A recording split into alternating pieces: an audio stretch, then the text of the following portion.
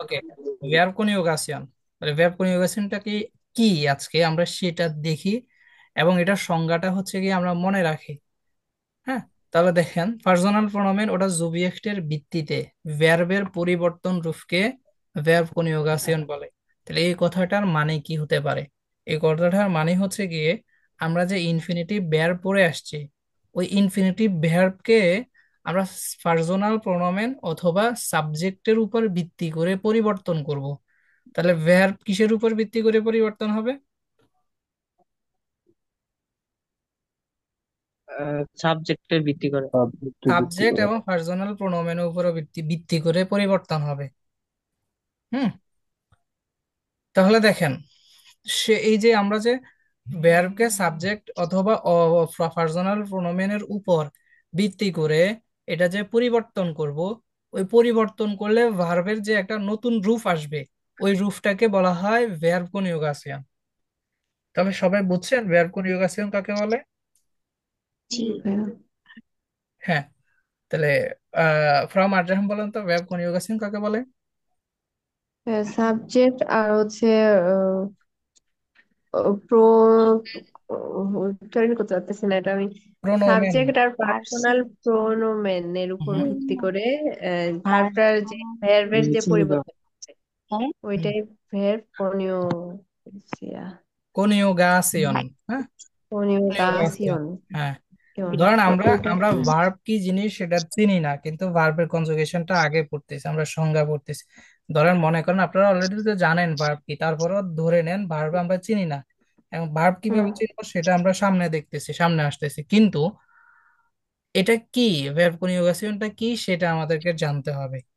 তাহলে দৈনন্দিন কথাবার্তায় এবং A1 থেকে শুরু করে একদম নেটিভ পর্যন্ত সবার জন্য হচ্ছে গিয়ে এই ভার্ব কনজুগেশন জানা খুবই গুরুত্বপূর্ণ। কারণ সাবজেক্ট এবং পার্সোনাল প্রোনোমেনের উপর ভিত্তি করে সবগুলা ভার্বের চেঞ্জ হয়। সবগুলা ভার্বের মানে একটা একটা একটা নির্দিষ্ট একটা অংশ চেঞ্জ হয়, ওই চেঞ্জটা হচ্ছে গিয়ে আমাদেরকে ভালোভাবে জানতে হবে। আর শুরুর দিকে আমরা হচ্ছে গিয়ে কিছু মনে রাখার চেষ্টা করব, নিয়মগুলো মনে রাখার চেষ্টা করব, এবং ওই নিয়মগুলো দ্বারা যখন আমরা ধীরে ধীরে প্র্যাকটিস করতে করতে করতে থাকবো, একটা সময় গিয়ে আমাদের আর রুলস দিয়ে করা লাগবে না, অটোমেটিক মাথায় সেটা সেট হয়ে যাবে যে আমি ইসের সাথে যদি ভার্ব নেই তো ওই ভার্বের একটা রূপ হবে, ডু এর সাথে ভার্ব নিলে সেই ভার্বের আরেকটা রূপ হবে। তাহলে দেখেন, আমি আবার বলছি, ইস wiederhole noch einmal, পার্সোনাল প্রোনোমেন ওডা জুবিয়েক্টের ভিত্তিতে ভার্বের পরিবর্তন রূপকে ভার্ব কনজুগেশন বলে। পার্সোনাল প্রোনোমেন ওডা জুবিয়েক্ট গুলো, চলুন এখন আমরা তাহলে শিখে আসি। আমরা অলরেডি আমাদের পূর্ববর্তী ক্লাসগুলোতে পড়ে আসছি পার্সোনাল প্রোনোমেন কাকে বলে। তাহলে পার্সোনাল প্রোনোমেন ইম নমিনাটিভ, এটা আমরা সবাই পড়ে আসছি কিনা, এটা জি। আমাকে একটু স্ট্যাটিকুম জি করেন, ভাই। হ্যাঁ কনফার্ম করেন। ওকে, সবাই পড়ে আসছেন। তাহলে এগুলাকে বলা হয় পার্সোনাল প্রোনোমেন ইম নমিনাটিভ। হ্যাঁ। তাহলে দেখেন, এখানে আমি দুই ভাগে ভাগ করছি, একটা হচ্ছে জিঙ্গুলা আর একটা হচ্ছে ফ্লুগাল। তো জিঙ্গুলা হইতেছে কি এখানে আমাদের যেগুলা এক পার্সন একক, যেই যেই ফার্স্ট যে সাবজেক্ট দ্বারা হচ্ছে গিয়ে একজন ব্যক্তিকে বোঝায়, সেগুলা হবে সিঙ্গুলার, এবং একাধিক পার্সন হলে সেটা ফ্লুরাল। তাহলে ইস মানে আমি, ডু মানে তুমি, এয়ার মানে সে, সি মানে সে মহিলা পার্সনদের ক্ষেত্রে, এস মানে এটা, জি মানে আপনি এটা ফর্মাল, বিয়ার মানে আমরা, ইয়ার মানে তোমরা, জি মানে তারা। এটা কে বলতে পারবেন একটু জানান তো, রাম আর জাহান পড়েন তো। ইস মানে আমি, ডু মানে তুমি, এর মানে সে, সি মানে সে, এস মানে এটা, সি মানে আপনি, হুম হুম। ফর্মাল এটা। আর প্লুরাল হচ্ছে ওয়ের মানে আমরা, ইয়ার মানে তোমরা, রি মানে তারা। ওকে, গুড। আহ হ্যাঁ আরিফুল। পার্সোনাল প্রোনোমেন সিঙ্গুলার।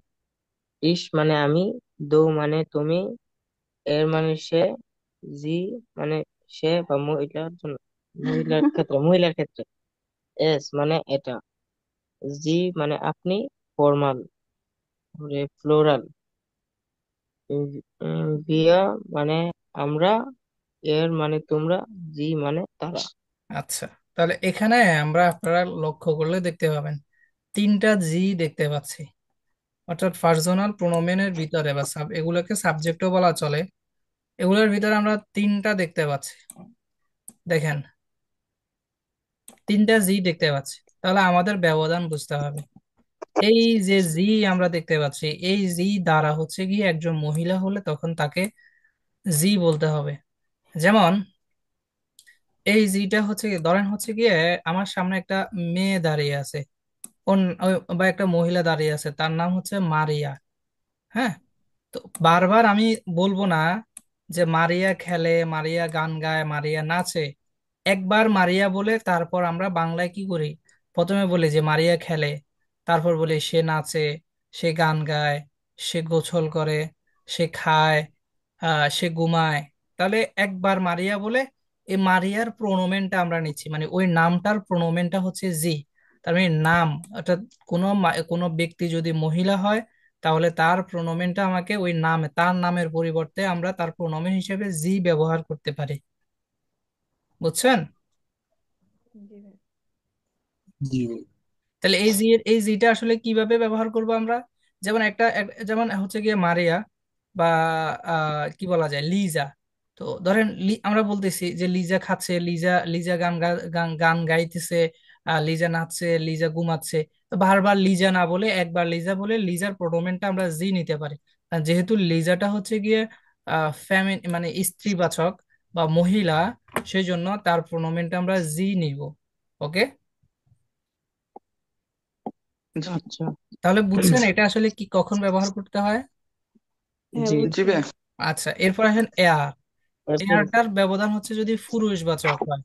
যেমন যেমন একটা একটা মানুষের নাম হচ্ছে গিয়ে হের সরি সাব্বির, লাইক, তো সাব্বির এটা নাম দিলাম।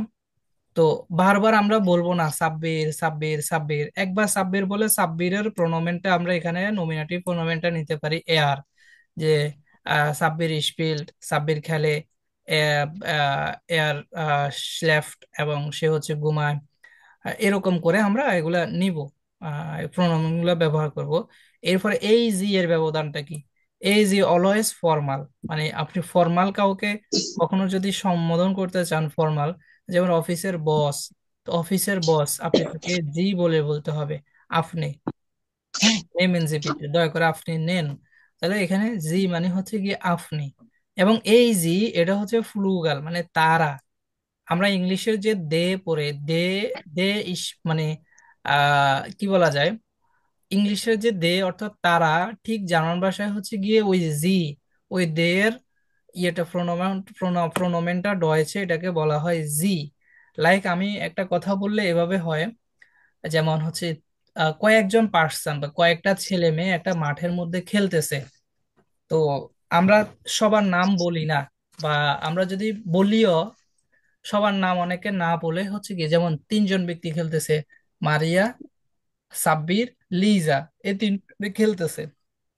তো কেউ একজন বলল যে তারা এখানে কি করতেছে, এই যে তারা নাম বলে নাই কিন্তু, হুম, মারিয়া, সাব্বির, তারপর লিজা সেখানে কি করতেছে এটা বলে নাই, বলতেছে তারা সেখানে কি করে। এই যে তারা, এই তারাটা হচ্ছে জি।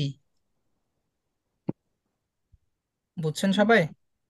জি জি। ভাই। আচ্ছা, তাহলে এখন পর্যন্ত আমরা দুইটা জিনিস শিখলাম, একটা হচ্ছে ভার্ব কনজুগেশন কাকে বলে, আর একটা হচ্ছে পার্সোনাল প্রোনোমেন কাকে বলে। এই দুইটা জিনিস আপনারা তো বুঝতে পারছেন তাই না, যে ভার্ব কনজুগেশন কি এবং পার্সোনাল প্রোনোমেন কি, যদিও আমরা এটা আগে পড়ে আসছি।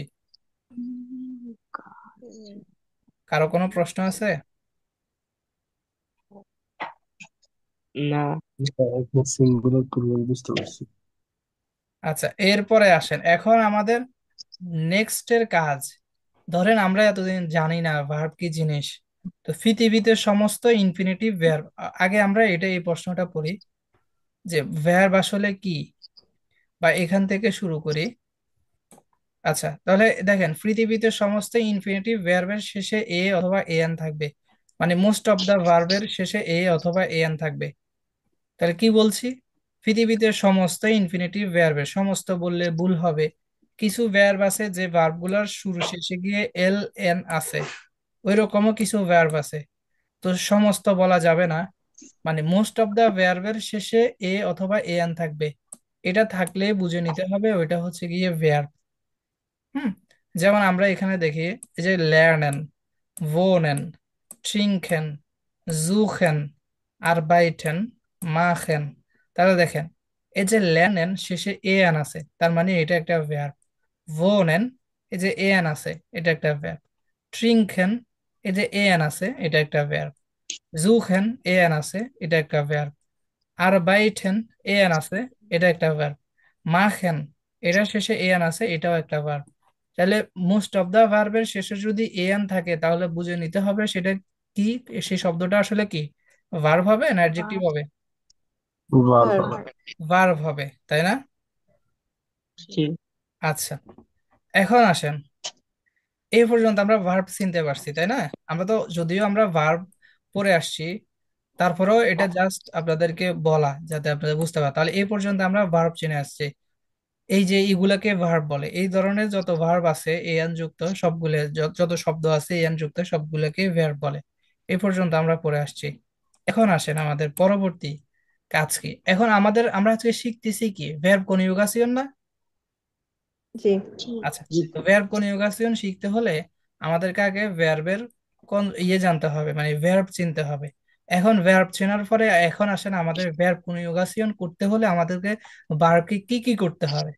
তাহলে দেখেন, ভার্বকে কনজুগেশন করতে হলে, আবার বলছি, ভার্ব যে আছে এই ভার্ব গুলাকে কনজুগেশন করতে হলে প্রথমে ভার্বের প্রথম অংশ অথবা উৎপত্তি স্থল বের করতে হবে। তার মানে প্রত্যেকটা ভার্বের একটা উৎপত্তি স্থল আছে, প্রথম অংশকে ভার্বের উৎপত্তি স্থল বলে। তাহলে আমরা যদি সাবজেক্ট বা পার্সোনাল প্রোনোমেনের সাথে ভার্বের কনজুগেশন করতে চাই, তাহলে সর্বপ্রথম আমাদের কাজ কি, ওই ভার্বের স্ট্যাম্প বের করা। স্ট্যাম্প বলতে ওই ভার্বের প্রথম অংশ বা উৎপত্তি স্থল বের করা। তাহলে আপনারা আমাকে বলেন তো, উৎপত্তি স্থল আমরা কিভাবে বের করব, মানে ভার্বের উৎপত্তি স্থল বের করার আসল উপায়টা কি, এটা আমরা এখনো জানি না। আমরা শুধু এতটুকু মাথায় রাখেন যে ভার্বকে কনজুগেশন করতে হলে ভার্বের বা ওই ভার্বের প্রথম অংশ অথবা উৎপত্তি স্থল বের করতে হবে। বুঝছেন? জি ভাই। জি। আচ্ছা, ফ্রা মার্জান বলেন তো আমি কি বলছি। ভাইয়া বলছেন ভার্বের কনজুগেশন যদি করতে হয় তাহলে হুম। ভার্বের হচ্ছে প্রথম অংশ অথবা উৎপত্তি স্থলটা আগে আমাদেরকে বের আচ্ছা, করতে হবে। প্রথম অংশ মানে উৎপত্তি উৎপত্তি স্থল। উৎপত্তি স্থল, হ্যাঁ। জি। হুম। আচ্ছা, আহ, ফ্রাও ইকরা বলেন তো কি বলছি। ভার্ব ভার্ব ভার্বকে কনজুগেশন করতে হলে হুম। প্রথমে ভার্বের প্রথম অংশ অথবা উৎপত্তি স্থল বের করতে হবে। উৎপত্তি স্থল বের করতে হবে, ওকে। আচ্ছা, হ্যাঁ তাওহিদ কি বলছি বলেন তো। ভার্বকে কনজুগেশন করতে হলে প্রথমে ভার্বের প্রথম অংশ বা উপস্থিতি স্থল বের করতে হবে। হুম। আর ওয়ালিদ। ভার্বকে কনজুগেশন করতে হলে প্রথমে ভার্বের প্রথম অংশ বা উৎপত্তি স্থল বের করতে হবে। উৎপত্তি স্থল বের করতে হয়। আচ্ছা, তাহলে এইটা এই পর্যন্ত আমরা দেখলাম। এখন আসুন উৎপত্তি স্থল বের করব কিভাবে, এখন আমরা সেটা দেখি। দেখেন, ভার্বের শেষে তো আমরা জানি, আমরা ভার্ব কিভাবে চিনবো, এটা একটু আমাকে আগে বলেন।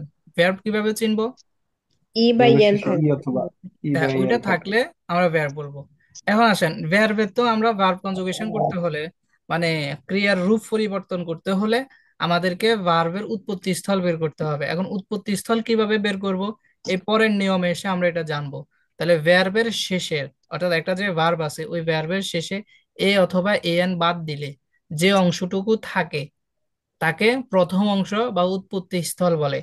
বুঝছেন এবার? জি। তাহলে সহজ বিষয় না, সহজ বিষয় না যে আমরা জি ভার্ব ভাইয়া। চিনবো কিভাবে। আচ্ছা, আমি আবার শুরু থেকে বলি, একদম নিজের মতো করে বলি। ভার্ব চিনবো কিভাবে, যে ভার্ব গুলার সাথে এন আছে মোস্ট অফ দা টাইম ওই ভার্ব গুলা হবে, ওই ওই শব্দগুলো হবে ভার্ব, অর্থাৎ যে শব্দের সাথে এন আছে শেষে ওগুলা most of the time verb হওয়ার সম্ভাবনা বেশি। তারপরে হচ্ছে গিয়ে আমাদেরকে ভার্ব চেনার পরে এখন সাবজেক্ট অথবা পার্সোনাল প্রোনোমেনের উপর ভিত্তি করে আমাদেরকে কি করতে হবে, ভার্বের কনজুগেশন করতে হবে। কনজুগেশন মানে হচ্ছে গিয়ে ভার্বের পরিবর্তন রূপ, ওই রূপটা আনতে হবে।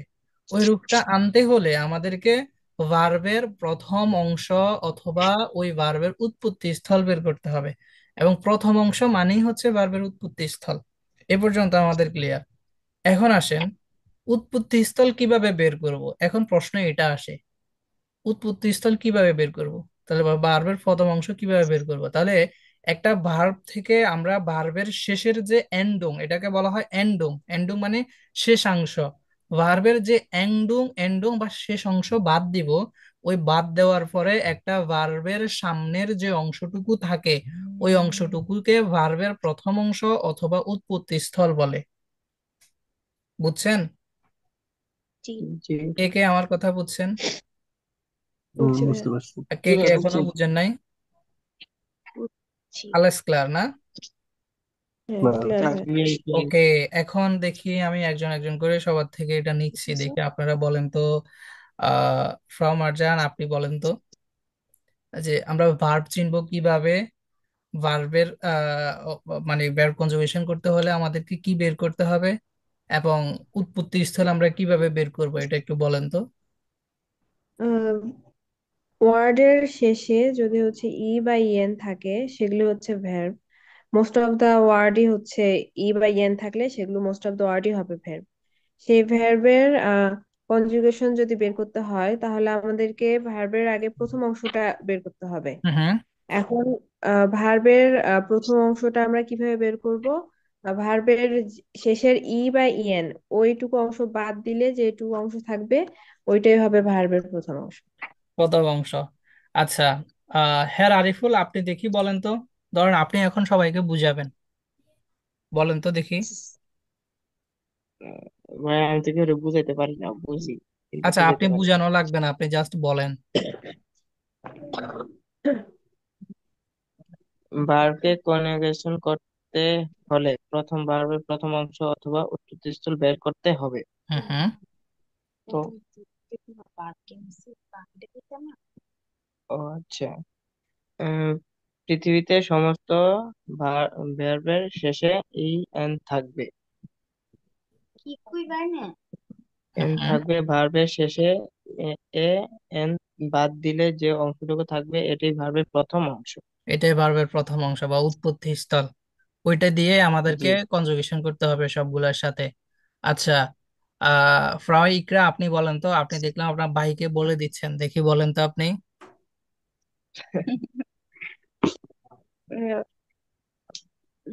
আচ্ছা, পৃথিবীর সমস্ত ভার্বের আচ্ছা, এখানে শেষে একটু ই ছোট্ট অথবা কারেকশন। সমস্ত ভার্ব বললে আসলে জিনিসটা বেশি ওইবার ড্রাইভেন হয়ে যাবে, অতিরঞ্জিত হয়ে যাবে। সমস্ত ভার্ব বলা যাবে না, মানে মোস্ট অফ দা ভার্ব, 90%। অধিকাংশ ভার্বের শেষেই হতে এ এন থাকবে। আর কিছু কিছু ভার্ব আছে, যেমন আপনারা দেখতে পাবেন যে ভার্ব গুলার শেষে এল এন আছে, তো ওইগুলাও ভার্ব, ওইগুলাকে আমরা অন্য কিছু নেওয়ার সুযোগ নাই। তবে মোস্ট অফ দা টাইম এটা এ এন হওয়ার সম্ভাবনাই বেশি। আচ্ছা, হুম, তারপরে আচ্ছা, ভার্বকে কনিউগাসিয়ন করতে হলে ভার্বের প্রথম অংশ অথবা উৎপত্তি স্থল বের করতে হবে। হুম। ভার্বের উৎপত্তি স্থল বের করতে হলে ও ই ও না এ অথবা এন বাদ দিলে, হ্যাঁ, ভার্বের শেষে এ অথবা ই এন বাদ দিলে যে অংশটুকু থাকে তাকে প্রথম অংশ অথবা উৎপত্তি স্থল বলে। উৎপত্তি স্থল বলে। ওকে, এ পর্যন্ত সবার ক্লিয়ার? ক্লিয়ার। ক্লিয়ার। আচ্ছা, এ পর্যন্ত সবার ক্লিয়ার। এখন আসেন, তাহলে আমরা এখন আমাদের নিয়ম না দেখে ভার্ব গুলার হচ্ছে গিয়ে উৎপত্তি স্থল বা উৎপত্তি স্থল আর একটা স্টাম বের করি। স্টাম একটা হচ্ছে, একটা ভার্বের দুইটা অংশ, একটা হচ্ছে স্টাম শুরুর অংশ, আর একটা হচ্ছে এন্ডং। এন্ডং মানে এই যে এ এন, এ এন এগুলো হচ্ছে এন্ডং। তাহলে একটা ভার্বের কয়টা অংশ? একটা দুইটা। দুইটা। ভার্বকে কয় ভাগে ভাগ করা যায়? দুই দুই ভাগ। ভাগে। দুই ভাগে। প্রথম অংশকে কি বলা হয়? স্টোম। উৎপত্তি স্টাম। স্টম। স্থল। স্টাম প্রথম অংশকে স্টোম কি বলা স্টোম। হয়? Stamp, stamp, stamp. দ্বিতীয় অংশ, তাহলে দ্বিতীয় অংশ কি কি বলা হয়? এন্ডো, এন্ডং। এন্ডুং। দ্বিতীয় এন্ডুম, অংশকে বলা হয় এন্ডুং। ওকে। এন্ডো।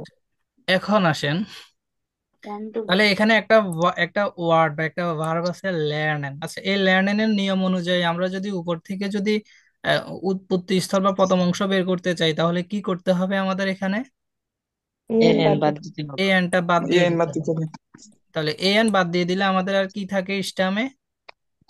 ল্যান্ড। ল্যান্ড। তার মানে এন্ডুং বাদ দিয়ে দিলে আর থাকে আমাদের স্টামে ল্যান্ড। এই ল্যান্ড, তাই না? এটাই আমাদের ভার্বের মূল উৎপত্তি স্থল। মানে ভার্বটা শুরু হয়েছে এখান থেকে, তার বংশ, মেইন বংশ হচ্ছে এটা।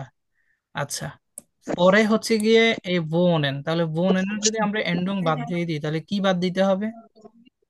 বন। N, N. এ এন বাদ এন দিয়ে এন দিতে হবে, তাই না? তাহলে আর কি থাকে? জি। বন। বন, বোন। বোন। বোন থাকে, তাই না? আচ্ছা, পরে আসেন ট্রিঙ্কেন। ট্রিঙ্কেন অর্থ তো সবাই জানেন। ট্রিঙ্কেন অর্থ কি? জি, পান করা, গ্রিন। ড্রিঙ্ক, ড্রিঙ্ক, করা বা টু ড্রিঙ্ক। পান করা, পান করা, আচ্ছা আচ্ছা, আরবাইটেন। আরবাইটেন মানে কাজ করা। আচ্ছা, আরবাইটেনের যদি আমি কাজ করা, এন্ডুং বা এন বাদ দিয়ে দিই, তাহলে যে অংশটুকু থাকে সেটা কি? আরবাইট।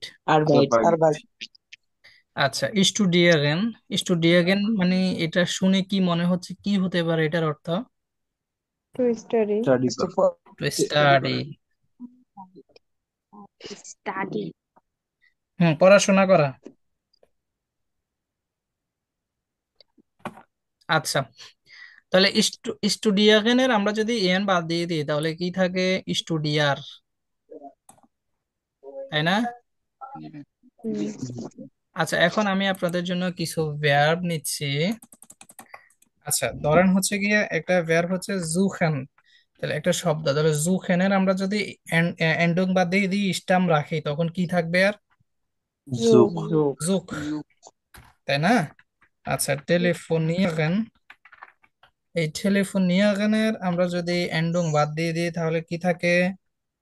টেলিফোন। টেলিফোনিয়া। ফোনিয়া। টেলিফোনিয়া থাকে, তাই না? জি। টেলিফোনিয়া। ওকে, এটাই আমাদের বুঝার বিষয় ছিল। এখন আসেন পার্সোনাল প্রোনোমেন, সাবজেক্ট অথবা পার্সোনাল প্রোনোমেন আমরা তো সবাই জানি। এখন আমাদের ওই যে আমরা ভার্বের এন্ডিং বাদ দিয়ে দিছি, কি করছি? এগুলা কি করছি? ভার্বের এন্ডিং কি করছি? বাদ দিয়ে বাদ বাদ দিছি। দিয়ে দিছি। এখন এগুলা বাদ দেওয়ার পরে আমরা যে পার্সোনাল প্রোনোমেন পরে আসছি, ওই প্রোনোমেনের উপর ভিত্তি করে শেষে কিছু ছোট ছোট অংশ বসবে। ওইগুলাই হইতেছে গিয়ে আমাদের পরবর্তীতে রূপান্তর হয়ে এটা হবে। তাহলে দেখেন, ইসের সাথে হবে এ বসবে, অর্থাৎ যে ইস্টাম আছে, ওই ইস্টামের শেষে নতুন করে এই শেষের এই যে এটা উঠে, এটা তো আমরা উঠাই ফেলছি, এটার আর কোনো কাজ নাই। এখন তাহলে ধরেন আরবাইট। এই আমি যদি ইস ইস বলি, আর আর ইসের পরে যদি আরবাইট বলি, তাহলে এটার সাথে গিয়ে এই এটা এটার সাথে যুক্ত হবে আরবাইটে। আরবাইটে। বুঝছেন? জি, তাহলে ইস এটা আমাদের মুখস্থ করে ফেলতে হবে। ইস ইস ইস এ ইস, ইসের জন্য এ বসে। ইসের জন্য ভার্বের বা ইস্টামের শেষে এ বসে। ডুয়ের জন্য এস ঠে বসে, এস ঠে বসে। এয়ার জি এস এর জন্য ঠে বসে। ইয়ার, ইয়ারের জন্য ঠে বসে। ইয়া এর জন্য এ এন বসে। জি জি এর জন্য এ এন বসে। একটা জিনিস লক্ষ্য করেন, এখানে এই যে দুইটা দেখতে পাচ্ছি, এটা আমাদের কোনো পরিবর্তন করতে হচ্ছে না, তাই না? এই যে আগে যেখানে এন ছিল, তাহলে ভিয়া, এই তিনটার ক্ষেত্রে ভিয়া জি জি মানে ফ্লুরাল থাকলে সেখানে ভার্বের ফুল ফর্ম হয়। ফ্লুরাল থাকলে ভার্বের কোন ফর্ম হয়? ফুল ফুল ফুল ফর্ম। Form, from. ওই ফুল ফর্ম যেটা আগে পড়ে আসছি, মানে বেস ফর্মটাই থেকে যাবে। ভার্বের বেস ফর্ম এটা কি হবে এই তিনটার ক্ষেত্রে? ভিয়া জি জি, এই তিনটার ক্ষেত্রে। কারণ এই তিনটা ফ্লুরাল। ফ্লুরাল হলে ওইটা ধরতে গেলে পরিবর্তন করতে হয় না। মনে রাখবেন এটা, যে বিয়া জি জি এগুলো হলে ভার্বের পরিবর্তন করতে হয় না, বা কোনো এন্ডিং বাদ দিতে হবে না। যেভাবে আছে ঠিক সেভাবে বসে যাবে। যেমন ভিয়া ট্রিঙ্কেন, ভিয়া ল্যান্ডেন। ওকে। ওকে। আচ্ছা, তাহলে আমি আবার বলছি, ইসের জন্য এ বসে, ডু এর জন্য এস টি বসে, এর জি এস এর জন্য ঠে বসে, এয়ার এর জন্য ঠে বসে, বিয়ার বিয়া জি জি এর জন্য এ এন বসে। হুম। ওকে। হ্যাঁ আরিফুল বলেন তো, এই যে এখানে যা আছে ওগুলো একটু মুখস্থ করেন, পরবর্তীতে আমরা এটা নিয়ে শিখবো, এটা কাজ করবো এটা নিয়ে। ইসের জন্য এ বসে, ডো এর জন্য এস ঠে বসে, হুম। এর জি এস এর জন্য ঠে বসে, হুম। এর জন্য ঠে বসে, বি হুম। এর জন্য এ এন বসে, জি জি এর জন্য এন বসে, 5 বার বলেন এ আপনি এন এটা, বসে। সবাই শুনেন। ইসের ইসের জন্য এ বসে, ডো এর জন্য এস ঠে বসে, এর জি এস এর জন্য ঠে বসে, এর জন্য ঠে বসে, বি হুম। ভি এর জন্য এ এন এ এন বসে, জি জি এর জন্য এ এন বসে, এ ইস আন বসে। এর জন্য ওকে, গুড, এ ডাঙ্কে বসে। ডাঙ্কে ডাঙ্কে ডাঙ্কে। ওকে। জি হ্যাঁ ঠিক। ওয়ালিদ পড়েন তো।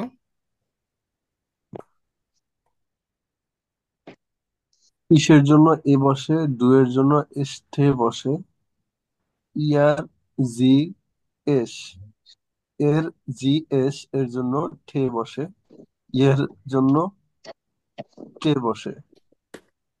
ভির, আর প্লুরালের ক্ষেত্রে ভির জি জি বীর এর না, জন্য বিয়া। এন ইএন, বিয়া। ভিয়া, হুম। ভিয়া জি এর ক্ষেত্রে এন থাকবে লাস্টে, ইএন, এন। হুম। হুম। ইসের জন্য এ বসে, ডু এর জন্য এস ঠে বসে, এর জি এস এর জন্য ঠে বসে, এর জন্য টে বসে। হুম। হুম। প্লুরালের ক্ষেত্রে ভিয়া এর জন্য ই ইএন, ইএন বসে, জি জি এর ক্ষেত্রে ইএন বসে। হুম। হুম। ওকে, গুড, ঠিক আছে। আচ্ছা, তাহলে এটা আমরা দেখলাম। এখন আসেন, এই যে আমরা যে এন্ডুং এগুলা যে পড়ছি, এগুলো আবার এন্ডুং, এই এন্ডুং গুলা কি ভার্বের আগে বসবে, না আমরা যে উৎপত্তি স্থল বের করছি ওই উৎপত্তি স্থলের শেষে বসবে? শেষে উৎপত্তি বলবে। স্থলের শেষে বসবে। তাহলে আমরা এতক্ষণ পর্যন্ত যে উৎপত্তি স্থল বের করে নিয়ে আসছি, ওই উৎপত্তি স্থলের শেষে ইসের জন্য এ বসবে, ডু এর জন্য এস ঠে বসবে, এর জি এস এর জন্য ঠে বসবে, ইয়ার এর জন্য ঠে বসবে, ভিআই এর জন্য এ আন বসবে, জি জি এর জন্য এ আন বসবে। বুঝছেন? হুম। জি। জি আচ্ছা, জি। এখন আসেন, তাহলে দেখেন ল্যার্ন এর অর্থ কি যেন পড়ে আসছি আমরা? To learn. Learn. To learn মানে শেখা, তাই না? শেখাবে। আচ্ছা, জি। এখন ল্যার্ন এর এন্ডিং বাদ দিয়ে আমাদেরকে কি রাখতে হবে? স্টাম রাখতে হবে, তাই না? ইস্তেমা। জি তাহলে স্টামে কি আছে? লার্ন। তাহলে ইসের জন্য কি হবে? ইসের সাথে এ বসবে না?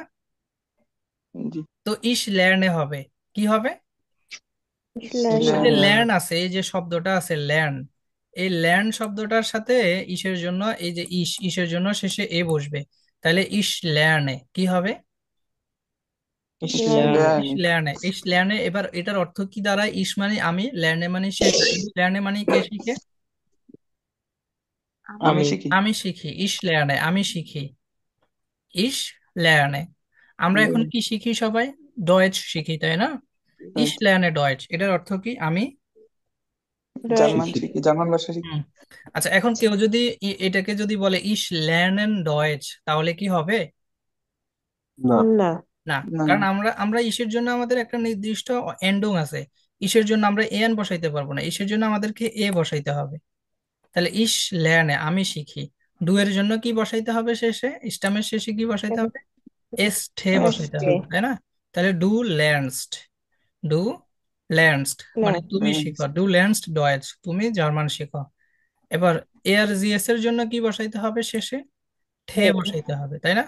তাহলে ঠিক। এয়ার জি। ল্যান্ড মানে সে শিখে, জি ল্যান্ড মানে এখন মহিলাকে বোঝাচ্ছে, জি ল্যান্ড সে শিখে, এস ল্যান্ড এটা শিখে। হুম। ইয়ারের জন্য কি বসাইতে হবে? ঠে। ঠে। ঠিক। তাহলে ইয়ার ল্যান্ড, ইয়ার ল্যান্ড। লেন। ল্যান্ড, তাই না? ইয়ার ল্যান্ড। আর বিয়ারের জন্য কি বসাইতে হবে? এ আন মানে ফুল ফর্মটা বসে যাবে, এখানে চেঞ্জ করা লাগবে না।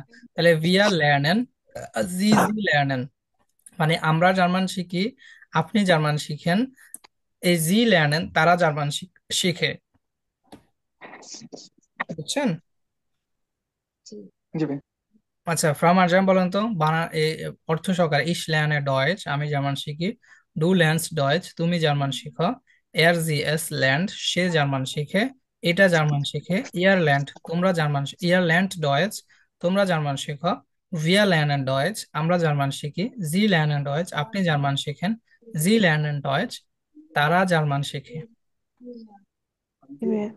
ইশ লার্নে ডয়েস, আমি জার্মান শিখি। হুম হুম। ডু লার্নেস্ট ডু ডয়েস, লার্নেস্ট না, ডু লার্নস্ট, লার্নস্ট। ল্যান্ডস ল্যান্ডস ডয়েস, তুমি জার্মান শিখো। হুম হুম। এর ল্যান্ড ডয়েস, সে জার্মান শিখে। হুম জি ল্যান্ড ডয়েস, সে জার্মান শিখে। হুম। মানে স্ত্রীবাচক বোঝাচ্ছে। এস ল্যান্ড ডয়েস, এটা জার্মান শিখে। হুম হুম। ইর ল্যান্ড ডয়েস, তোমরা জার্মান শেখো। হুম হুম। Wir lernen Deutsch, হুম হুম। আমরা জার্মান শিখি। হুম হুম। Sie lernen Deutsch, আপনি জার্মান শেখেন। আপনি জার্মান Sie শেখেন। le- হুম হুম। Sie lernen Deutsch, আহ, এটা যেন আহ, Sie তোমরা lernen তোমরা না, তোমরা তারা, জার্মান, তারা জার্মান শেখে। তারা তারা তারা তারা তারা। তারা তারা জার্মান শেখে। ইয়ার মানে তোমরা, দে মানে তারা, আহ, আহ, জি মানে তারা। ওকে। কি মানে তারা? হুম। ওকে। আহ হ্যাঁ, আরিফুল বলেন তো। ইশ লার্নে ডয়েচ, আমি জার্মান শিখি। ডো লার্ন লার্নার, লার্ন লার্নস্ট, লার্নস লার্নস্ট। ডয়েচ লার্নস হুম লার্নস ডয়েচ, তুমি জার্মান শিখো।